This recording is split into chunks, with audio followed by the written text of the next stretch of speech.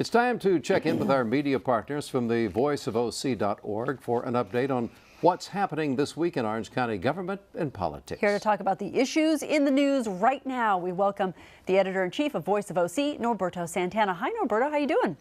And Ann, thanks for having me again. Yeah, we're glad to have you back. All right, let's start first of all with the Orange County Board of Supervisors.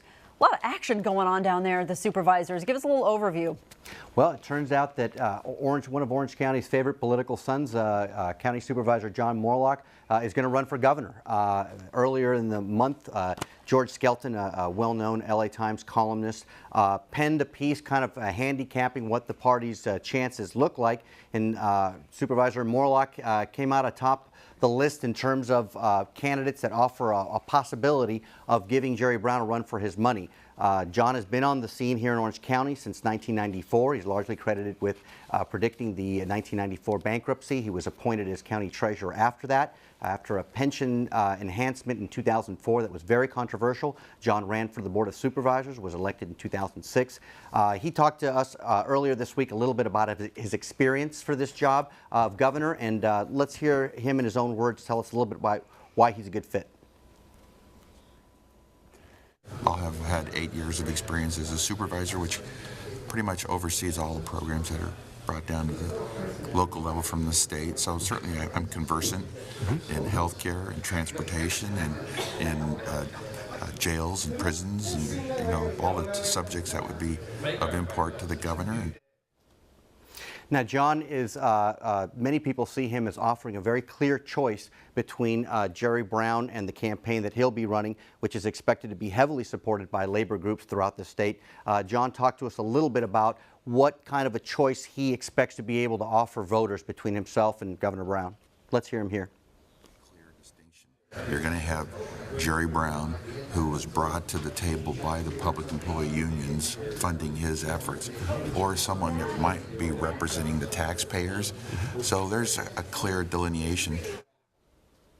Now, John has made a very good name for himself in Orange County, taking issue with public employee pension enhancements. However, one of his weakest points will be when he's asked about his own pension that he does not pay for. Right now, out of an odd twist in the County Board of Supervisors, John actually has the most lucrative pension package. Supervisor Pat Bates came in and didn't take a pension. Supervisor Sean Nelson came in and also did not take a pension. Supervisors Todd Spitzer and Janet Wynn both came in at the lowest pension benefit. John, always when he's asked about this question, basically talks about coming down in a pension package for himself when the rest of the employees do. Many people criticize that as, in a sense, leading from the rear, and it's likely something he'll hear about when he begins his listening tour for governor later in the year. Sure. You have to have a great deal of money to run for governor. Talk about where he's going to wind up getting that money, and at least how you feel it's coming from, and what his chances might be. Well, I think any Republican running against Jerry Brown next year is going to have a very, very tough race. In terms of fundraising, that's not been one of John's strong suits. I think at this point many observers would see that he might have a chance running a low-budget campaign. Harry Truman ran many, many years ago on whistle-stop train tours. There's all kinds of interesting things you can do along those ways, but again, fundraising will be his real problem. Okay, let's talk a little bit more about the labor contract with contributions. 500 government attorneys today. The vote was 5-0. Correct. County supervisors imposed a contract on 500 of the county's top attorneys. These are amongst the highest paid people in government. And once again, we come back to the issue of pensions, especially amongst the highest paid workers, managers, executives, elected officials. Getting them to pay for their employee portion is extremely difficult, and that is making the entire issue of pensions, it's the toughest thing to deal with for public officials, is to get the employees to pay their fair share.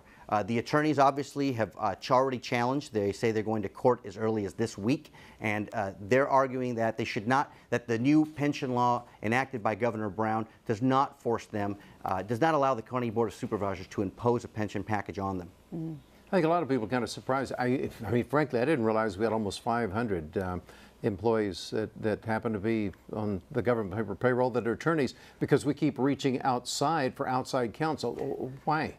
You're right. That is the kind of comical aspect of government. You have 500 attorneys that represent the public defender, the district attorney, and the county counsel's office. They represent every agency in government. However, ironically, as you mentioned, Ed, whenever you get to a very complicated issue, what is the first thing the County Board of Supervisors does is hire an outside counsel. So those 500 lawyers, as expensive as they are, typically aren't well suited for very specific cases that government's dealing with. Okay, let's move on to the city of Lake Forest. City Council there may have violated the law, debating the transparency of their situation down there. Tell us a little bit more about that. This is a situation in Lake Forest where a developer who funneled $50,000 to 2 different council candidates has come in and really pushed to get the city council to move faster on fast-tracking a development there. However, last month when they took up a very controversial vote to exempt the developer from any kind of independent review of his own market studies, there was a real question whether the council was on good, solid ground, legal footing, in order to take that vote. Our open records experts tell us they were not. The city's city attorney is saying that they were. The key here for citizens to keep an eye on is when you go to a council meeting, they can only take action on items that are delineated that way. The idea is to give the public an idea of what's going on. It makes it a little bit easier to track your city government. Okay. Okay, we have another issue to talk about. Homeless in Orange County, we know there's an awful lot of it, and many organizations and cities seem like they just want to push it aside, but one is taking action. Explain that. The city of Stanton, we did a piece earlier in the week looking at an amazing job that small city has done of about 40,000 people. They've had their own significant financial issues. However, one thing that they've done with homelessness, with partnering with the Illumination Foundation, is to, in a sense, stop criminalizing it. They've really started addressing it in a way where you have a multi-service center which is able to offer most of these people mental health counseling, job counseling, substance abuse counseling. What they have found is they've reduced their homeless population from about 600 all the way down to 400 in just under 18 months. Wow. Experts throughout the county say this is exactly the type of approach that public agencies should take to the issue, and you could make real concrete progress by taking those that are affected. Many of these people are poor working families who have slipped into homelessness. The idea is to get them back into especially transitional housing as fast as possible before the long-term effects of being homeless take over and destroy families and destroy people's mental condition. All right, very good. Norberto, thank you very much. We'll see you again next week.